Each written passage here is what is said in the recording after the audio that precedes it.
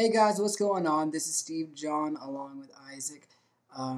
We are making a video blog in response to the big controversy surrounding Mike Guglielmucci. If some of you do not know what the controversy is or the big whole news story, it's because um, recently Mike uh, confessed that his whole story with cancer was a fake, it was a fraud, and he kept this from everybody, including his own family.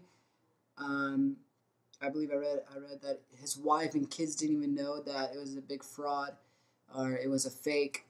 But he is getting help right now, and because of this controversy, our videos have exploded tremendously. There's over 2,000 views I just saw recently within one night, and over like 40 comments. Everybody talking about this big old controversy about how he's a fraud and he's a disgrace to Christianity and how people can't trust Christians anymore and all this and that.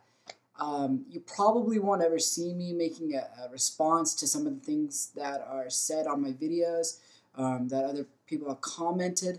But I think this is a story that I need to talk about, give you my insight, my viewpoint on this whole situation, um, so that everything can be cleared up, so that there can be no misinformation about where I stand on the whole situation. So here it is.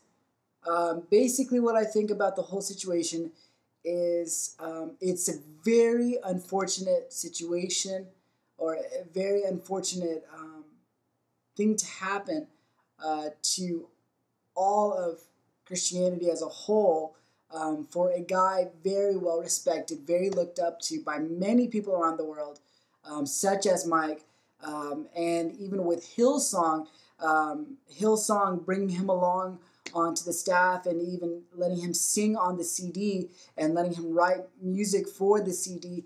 I think everybody looked up to him because he was such a big part of a huge, wonderful ministry such as Hillsong. But for a guy like Mike Guglielmucci to deceive Hillsong and thousands upon thousands of listeners around the world, I believe is very wrong of him to do.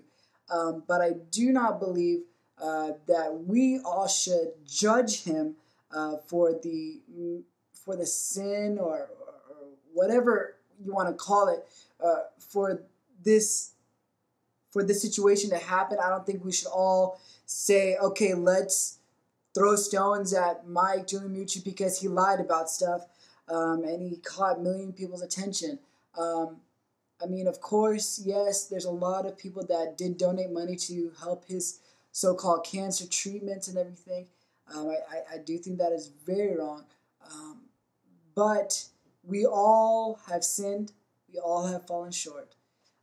No one is perfect, but that is the beauty of Jesus' grace and his mercy, that no matter how many times that we may fall or mess up or screw up, Jesus is there to forgive us within a heartbeat. And I think that is the beauty of Christianity.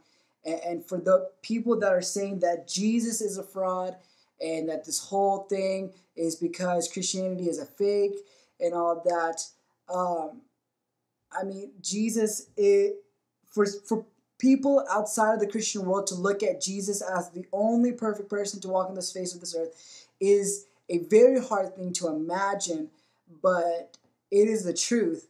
And we fully believe that Jesus is who he says he is in the Bible. We believe that everything that he's done is true.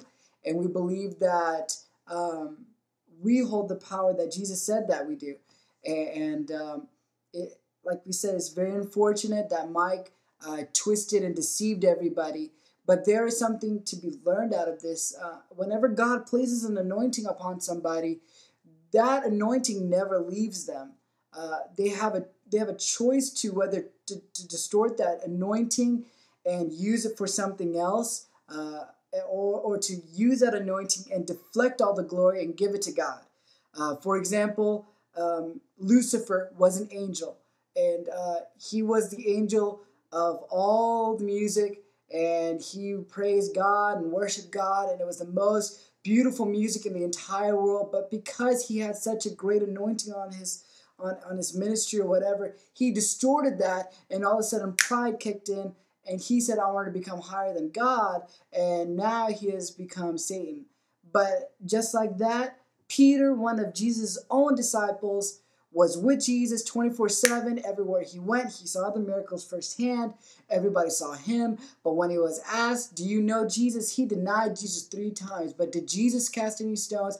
Did Jesus say, depart from me, for I never knew you? No, he forgave Peter for what he did. And Peter realized that he was in fault, and he asked the Lord for forgiveness. Just like that, Mike has realized that he was in fault, and he is getting help right now.